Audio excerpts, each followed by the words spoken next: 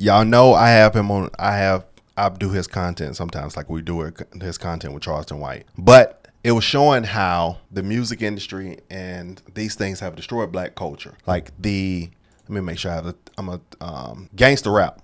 But it's a gangster rap, but I call it gangster. I can't call it gangster rap. That's like an old term from the 90s. Rap, I think, has kind of smushed the culture.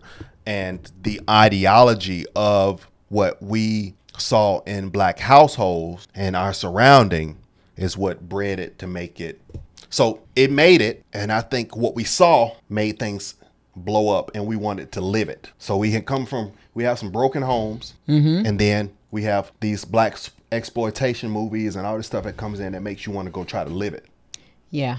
But listen to what he's saying. Yeah. I'm gonna take pieces of this. We're gonna listen to it for it's like 20-minute segment of it, and where he was just talking about, because this man be speaking much. I feel like the music played a big part of what's had our cultural shifting. And I would say that was the 90s start making the worst shift. The 80s did. I think the 90s start making a bad shift. Brutal. And that was the thing that kind of stuck with people. So that hit me in a way I never seen. Okay, so that's me too. 2012, 2013, 2014, 2015, I wouldn't dare use the word nigga on social media publicly. Because I was a youth advocate, working, partnering, in training the state's Texas Juvenile Justice Department. So I'm raised in a household where the word nigga is not used. That's a term that it's a term that you don't use. But hip hop and culture wise, it's a term that we embrace. So even as a man, I was conflicted with what I believe culturally and what I was trying to evolve away from boy to man, right? So it became my outlet, right, to get on here and talk like an ignorant motherfucker, suck my dick, because that's the lyric of the rapper, right? And what made me realize that is, I want y'all to hear what he's saying too, and I want y'all to also understand the household, how he said he grew up. It could be a lot of us, and it's kind of like a generational thing. It's like what happens in culture of households.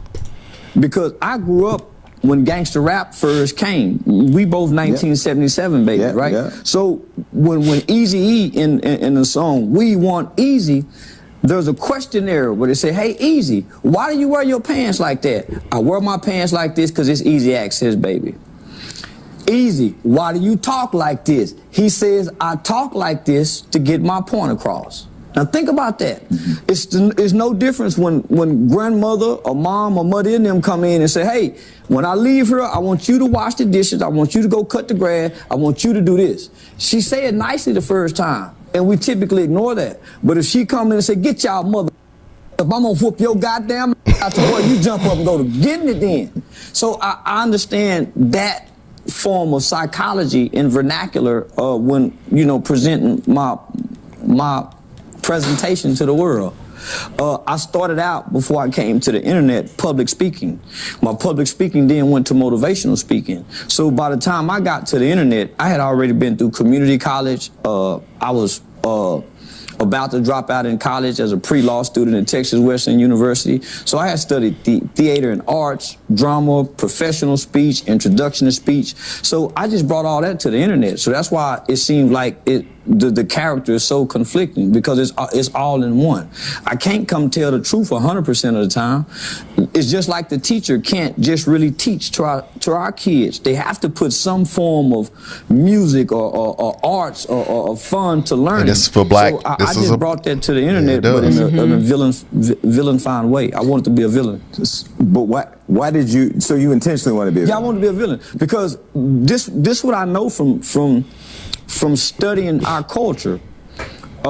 We all start out loving all our favorite celebrities, only to end up hating them. I watched us. I'm a Michael Jackson baby. But we turned on Mike in the end. Yeah. When all those allegations came, we started calling Mike crazy, and when he was wearing the mask. We turned on Whitney in the end when she stayed too long with Bobby, and we felt like she should have left Bobby. So we turned on all of our greats. So I said, man, I get them to hate me, and eventually they'll love me in the end because they're going to realize who I am in real life. So I can come online and come play something that I'm not in real life, right? See, this is interesting because I've told the story many times in interviews, even on my own show and interviewing Floyd. When I first came into the game wanting to unlock Hollywood, I thought, hey, there needs to be a platform that shows black culture in a way that mainstream doesn't. So I'm gonna be their favorite platform to go to. It didn't happen like that. And Floyd said, stop trying to be everybody's friend and just be a savage because the savage always wins. I thought, well, I don't want to be a savage because sometimes it feels uncomfortable to have to be a savage. But the minute I started saying what I thought, I mean, it almost seemed like a magnet. It sucked the industry in. Why is it that way in our culture, you think? And then do you believe thrive off negativity, that we know how to cannibalize our own better than everybody else? True. Of course we do.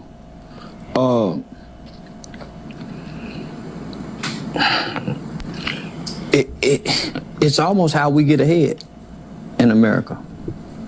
We can't get ahead in America really uplifting other black people, and we're openly doing it. We can't, at every level of success that we get to, we openly as black people reach back down and pull other black people up by the masses. They'll close the doors on us. They who? White folks or black people? Black people.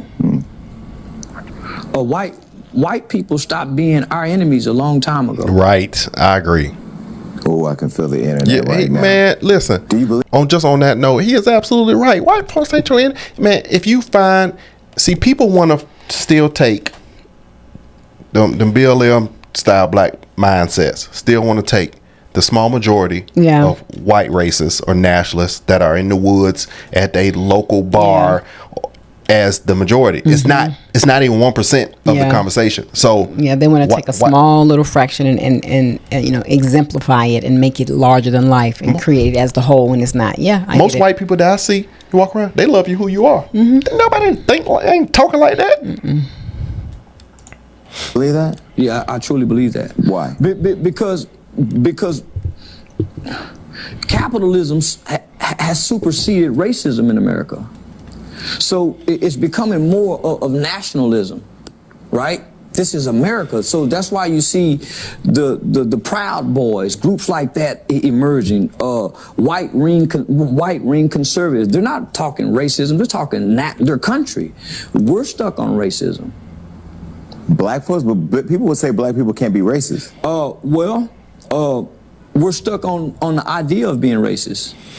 We don't have the power to be. The idea of the country and white people still being racist? Yeah, so we're because we feel that we're owed something. Whether there's reparations or we truly believe, and we are owed something, if we're gonna be honest, right? But there's a group that feels entitled, and that's the group that's hurting us. Right? So the entitled group uses racism as an excuse, as a crutch, but they really don't know racism because racism is really hidden in the fabric of America. Yes, it is. In bank loans and why you can't access. So we see more prejudice than we do racism. It's interesting. I was on a call today with a brand where I've been talking to this brand that everybody knows for 3 years about a partnership. And I said, you know what? I just want to understand you. When George Floyd died, all of you promised millions and billions of dollars investing in black-owned businesses, and you haven't done that. But you haven't told me that you don't want to do it, but you keep stringing me along. Let's just have the conversation. Do you just want us to buy your products and you don't want to invest in our businesses? Because this is what I'm feeling. And that, to me, like as you say, the new racism is embedded in like keeping us down, not really investing in black targeted, not black owned. But why do you think our culture still strives for that white validation? Because I do say in many ways, you ain't gonna stop somebody wanting an endorsement deal or wanting to walk that red carpet of a mainstream platform. Man, ain't nothing like a Harvard law degree compared to HBCU degree in this country. Still. There's nothing compared to living in Calabasas compared to South Central LA. So the validation is there because we validate one another based off of it. A good paying job, rather than black ownership, black entrepreneurship, or black economics. Do you have a good paying white man job? So that's always been the validation. Yes, it has. For us. that's some security that you can die with. Your good paying job, the benefits that good paying job offers you compared to you starting your own business and passing that down as a family tradition or an inheritance, right? So, what else do we have to strive for outside of white validation? Black excellence still seeks white validation. As you say that, I see Jay-Z standing on the Grammys stage.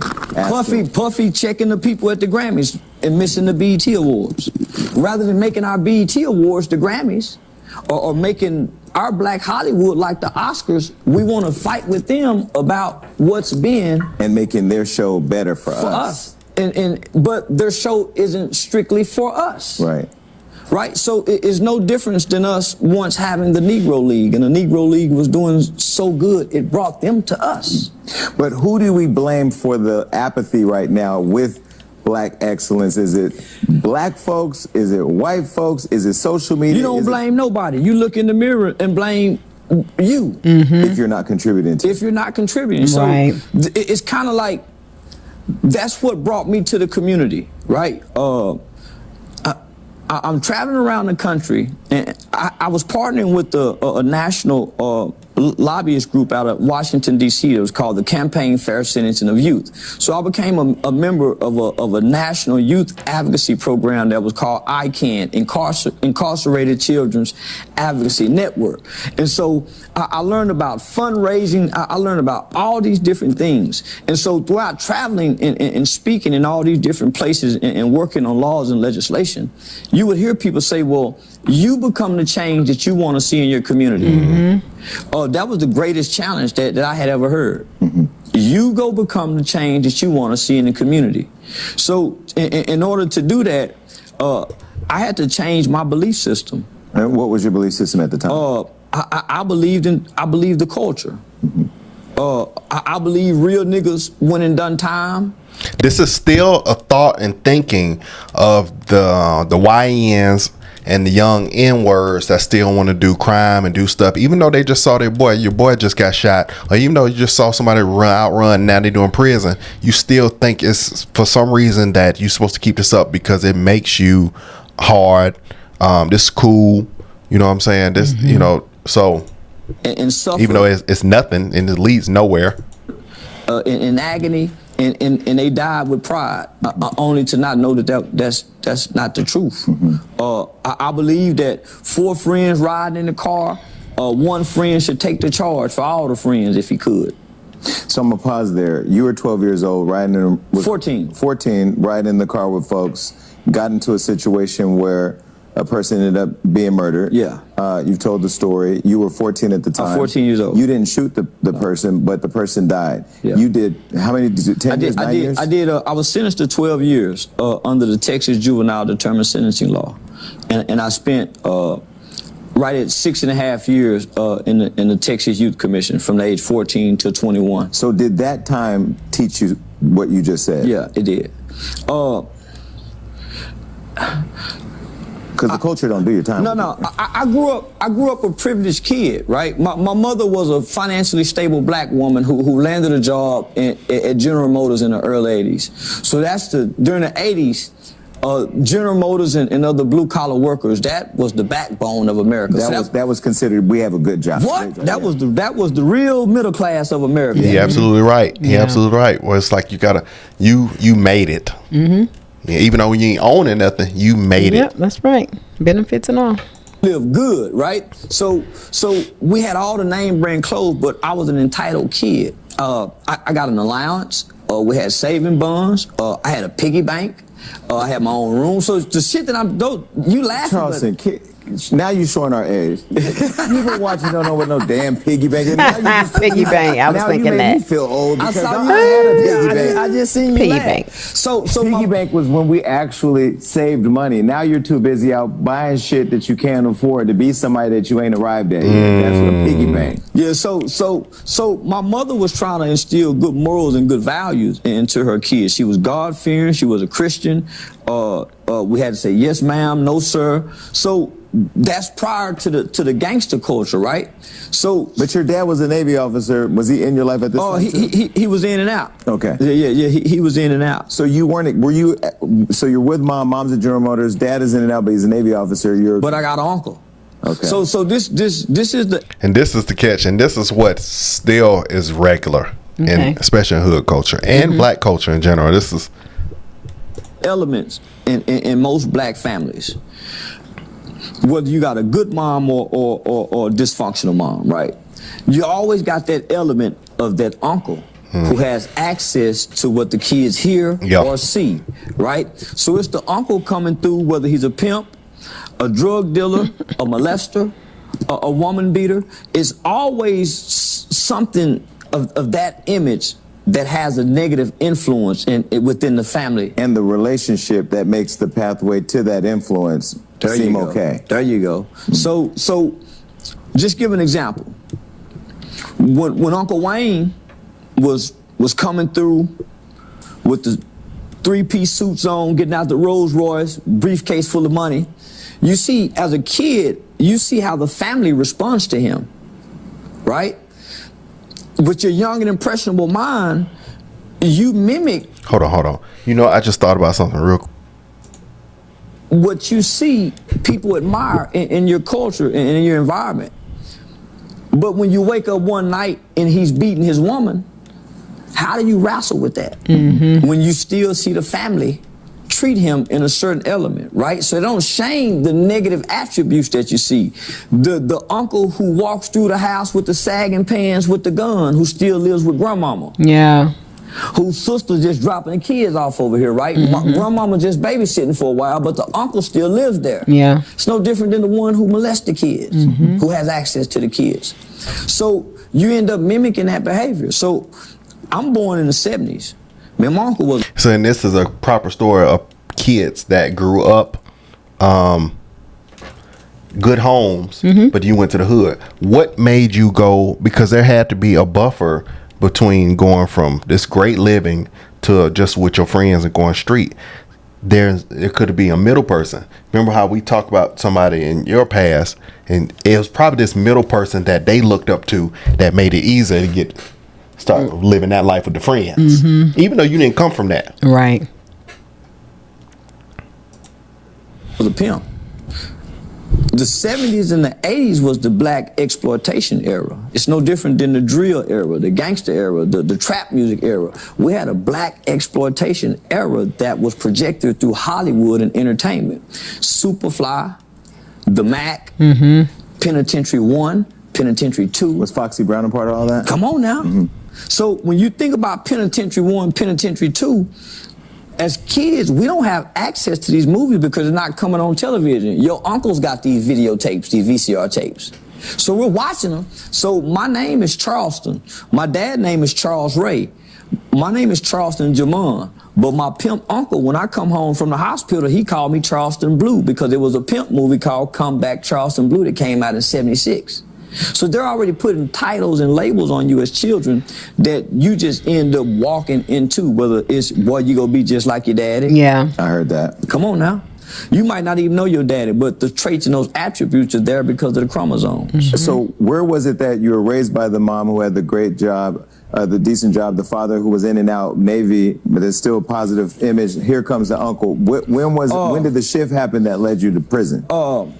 Well, my mom, my grandmother's been to prison. So my mom would have to take me to go visit my grandmother in prison. My granddad ended up going to federal prison. Tough. My mom would have to take us to go see him. Wow.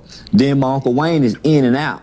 You know, the street hustling uncle who come take a bath over his sister house, chain clothes. You know, wash up over there, get his nephew some money, let him ride in the car. He must have read my book or something. No. Because we all have it. Yeah. Which is interesting because the people who sit and judge us, those of us who actually live through what we all go through, they go through it too. Yeah. That's what I find interesting about the culture, because on the outside, when you watch the social media or the interviews, like you have the same uncle. Everybody have this element in their family. Yeah. Everybody got a molester. Everybody that looks like us. Yep. Every every human being have a molester in their family. They have an abuser in their family. They have an addiction trait in their family. It's in every human being, right? Yeah. It's there. So my mother is fighting. Everybody at home right now is texting their molesting uncle.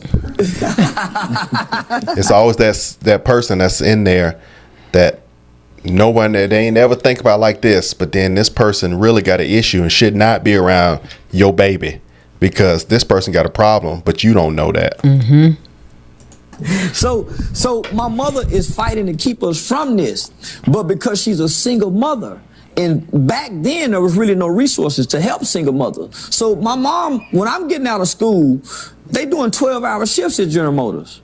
So when I'm getting out at 3, my mother is kissing us, literally saying, I got meatloaf on the table, the such and such in there, make sure y'all do this, leave your homework out on the table. So she's giving us instruction. Don't leave out this house, don't open the door.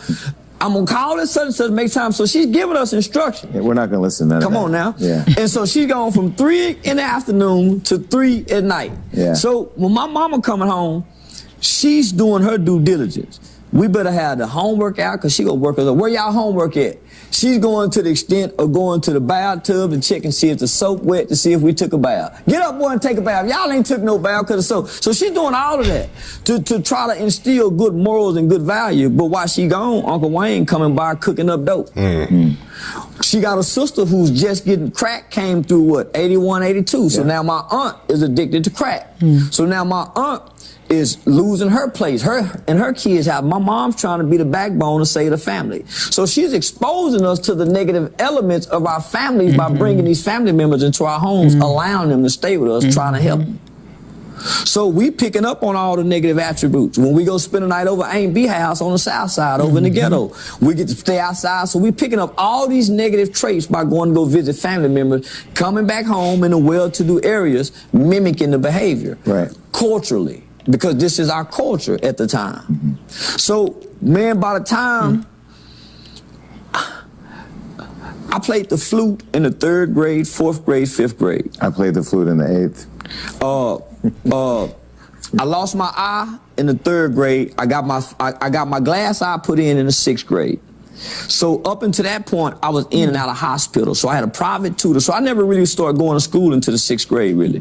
Wow. So I had 9 eye surgeries. I fell in the washing machine when I was 5. So between those 2 injuries, I really never got to go to school. I was a institutionalized baby.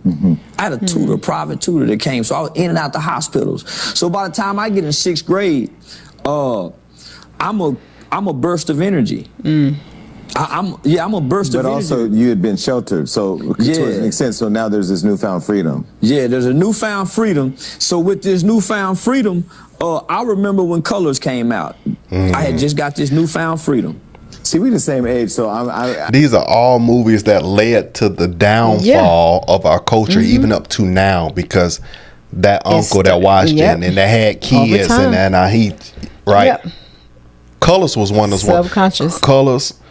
Boys in the Hood, Menace to Society.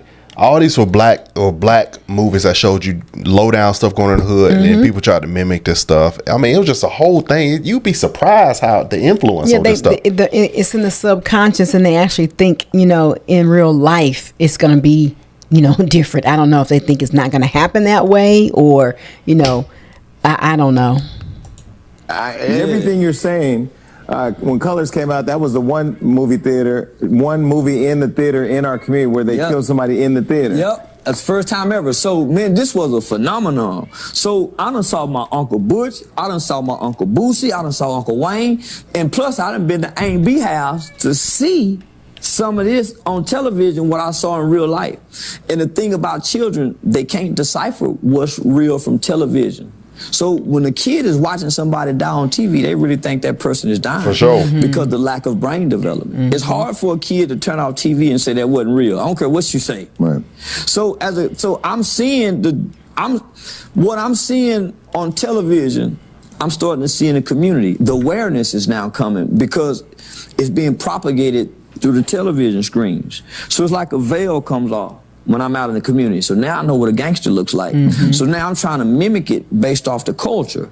So this is just from television, now here come the music. So now we seeing. Now, and we don't watch Penitentiary 1, Penitentiary 2, and the favorite character is Too Sweet.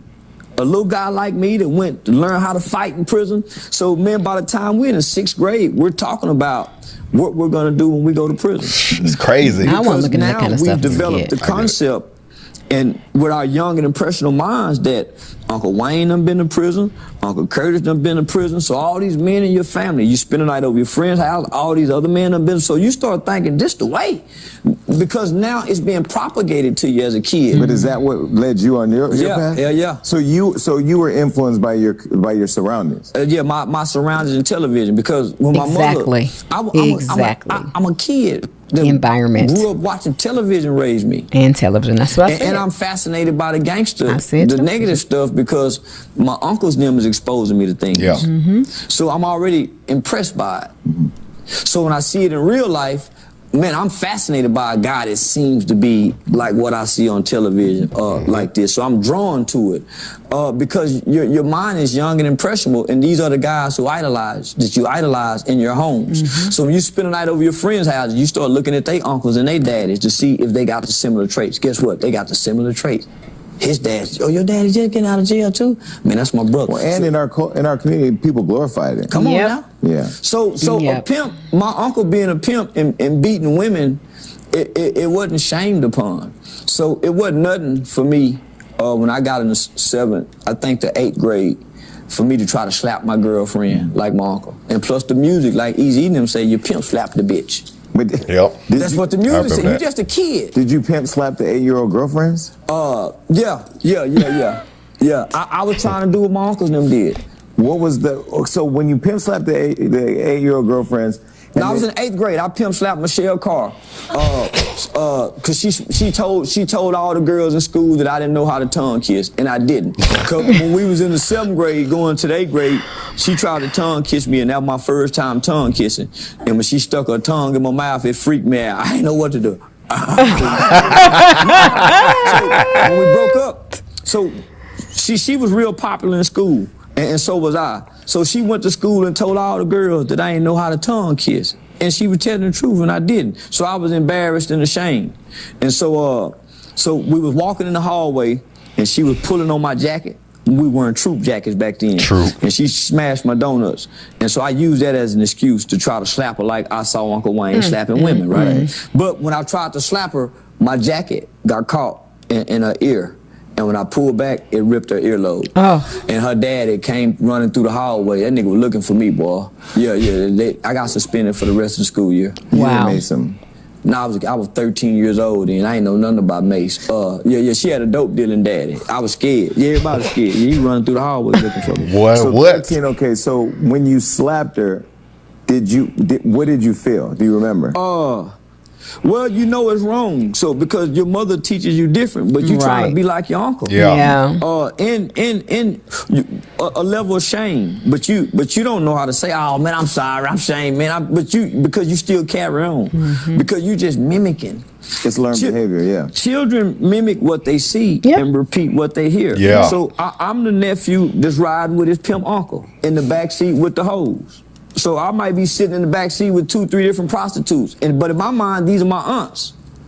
So when he riding and checking paper, so he teaching me this. So yeah, nephew, you ain't got no reason fucking with a bitch if you ain't got nothing for her to do. And I just be, eating a Happy Meal. Learning the behavior. Yeah. So all behavior is learned, either directly or indirectly, either being taught through observation. But when you're in the car with the guys, you're 14, they shoot the guy, you're telling them to shoot him, they kill him, he dies, you get locked up. Yeah. Did that experience make you go, when you get in jail or prison, this movie shit is not real? There's a different reality that sets in when you partake, or if you take somebody's life. It's not like the movies. The movie go off. When you take somebody's life, that scene never goes off. That's right. So it took a while. because you're still dealing with a human that has an undeveloped brain, right? Yeah, the feelings were overwhelming, right? So the feelings of guilt, the feelings of shame, even embarrassment, it can be so overwhelming for a kid that some kids have committed suicide. Yeah. Because the brain can't process these overwhelming feelings. It's impossible because of lack of brain development, right? The lack of the prefrontal cortex, logic and reasoning. So you're trying to understand why I did this. You're trying to understand why I feel so guilty. You're trying to understand why I want to play tough around my friends and still act like weak. So you battling the fact that, yeah, I have empathy, but when you get with your community is clapping for you because y'all done killed somebody. So that's, homie, that's a hard balance. Right. And you really have empathy, and part of your redemption, part of your rehabilitation, part of your resocialization, all stems from you having empathy. You feeling bad for what you did, but your culture is saying free the killer. Yeah, the culture is saying, yeah, man, that nigga killer. So, man, that's a hard balance. So to put a kid. For a kid to make that choice and that decision and put itself in that situation, that's why many young people never can recover from making this horrible decision at such a young age, and they can't change at an old age because the culture won't let you have empathy. So right there. Well, that's good. I mean, he said a lot of great key points. He did, and once again, home, environment, 100%. And television. That's what I said. You Still get out matters. here and think that these things in these video games, once again I said, is real. And he's right. You turn the video game off, but you can't turn your life off. And I think two things. I think like now with the social media, now it was the television and that uncle then. Now, either as a young person, you can make a whole lot of money, or you can your life can be ruined way farther than any of us had before social media. I think it just continues to, pile on. Like, you still got the home environment. You still got television. Yeah, for sure. Now, you still got the uncle. Yeah. And now you have social media. True. Reality TV. True. YouTube. It's way thicker. Video games. You know, True. all the platforms and different things that we didn't have access to 20, 30 years ago. Now you have it, and it's just a compiling. No, I would agree with that. And there's nowhere, there's no place in between, or it doesn't seem like there's, if there are being seeds dropped in the minds of these young people that are in, a lower income environment or a lower mindset environment, then it's not being watered. But if a seed is planted, it still needs to be watered by a couple of times. But you can't unhear what you heard and you can't unsee what you saw. It's just, okay, what am I going to do with the information? And that's the sad thing. It's so true that a lot of the young people don't realize that it's based off their choices and decision is going to determine the outcome of their life. It's them. It is them. Your parents can help you, support you all day, or they could not support you and help you. It's still going to be up to you to make the choice to decide to be a productive citizen or to be a menace. And that's it. That's it. And when one key thing that he said to me that stood out is about the information and how they process things and the lack thereof, the processing and not being able to deal with the emotions. And I think that's the overall key, is the emotion piece. These kids have poor emotion regulation. They have poor self-control. They don't know what to do if somebody embarrasses them. So instead of, saying unkind words back, if somebody's saying unkind words to them, they're getting, they're ending the person's life. It goes from 0 to 100 versus, 0 to 20, 20 and 20 back and forth. Then somebody's, at 20, and then this person just keep escalating, and then they don't know how to process the emotions. So I was thinking too, this is one part of that, and maybe this, so when I had told you, told you about, we were talking about dreams and stuff this morning. It was this one part, that the restoring part. And now I see what God was showing me with my dreams. So there was this guy back, and I think I told you a story before, and this is restoring part, and this is restoring for me. at this moment. This is a guy named, and I'll say his name. His name was Perez, and I was going to Riverdale Middle School, and this is when I was in high school. I was probably in 11th grade. He was in 10th. Okay.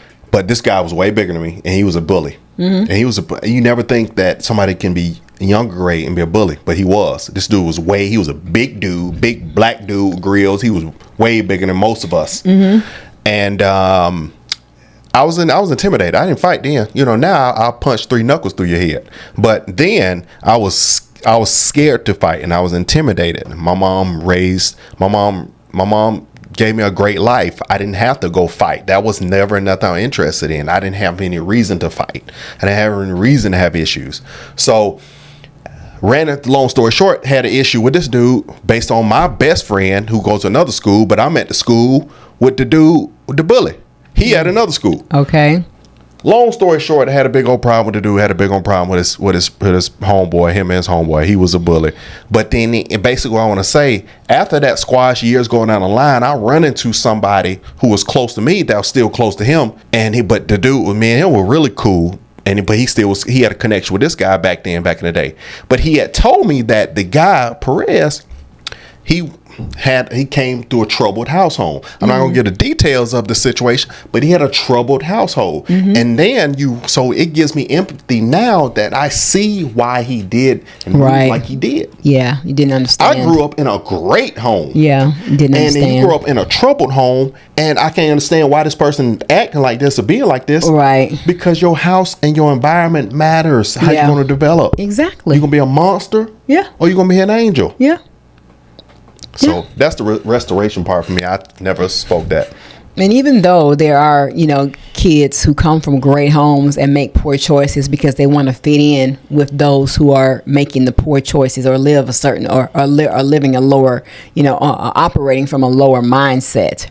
For whatever reason, I think it's intriguing. They're not, they have everything, and they see somebody modeling the tough behavior. It could be the uncle, it could be the neighbor, it could be a friend, of a sibling. But I think that's still not the majority. Yeah. It's still a small group. Yep. Of those kids that come from great or really, really great, good back home grounds and then choose to be a menace.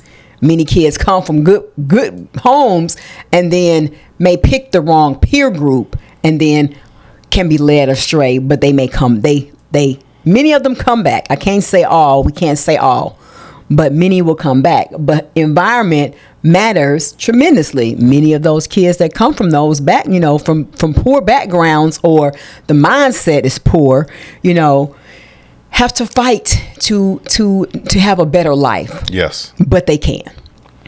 So this was really good. This was really good. And I hope it shed some light. It sheds light on me. I felt good get that off my chest. I think I ain't never said that to anybody ever, especially I said it to thousands of people. Yeah, but I think that he made some good key points, but it still goes back to those main two things: environment, home environment, primary one. And many people say that. Many subscribers, when they hop in our live, we talked about it, and many people know that the home is where it begins.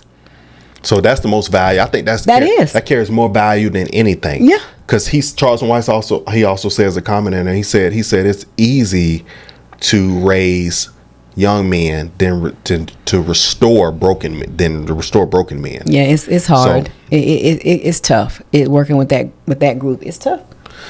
But that is why over the years my mindset shifted. And now we're gonna wrap this up. Over the years my mindset shifted in trying to save them all versus the ones who want to be saved. It's a difference.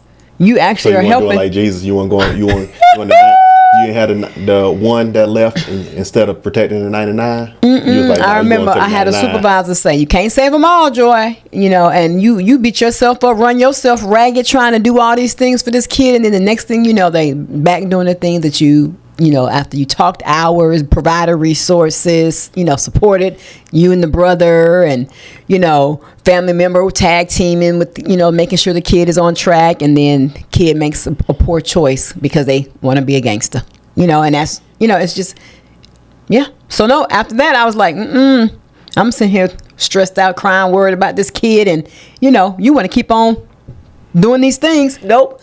Only And that's my mindset is I will definitely pour into those that want to be helped and want to be saved. And maybe they do. It's just not right now. You know, if you got some that say, hey, you know, not okay, then it ain't you right now. All right, y'all. Great people. It was a great topic conversation. I pray that y'all stayed all the way to the end. Yes. Yeah. Don't Until next forget time, I ain't got nothing else to say. to subscribe to the channel.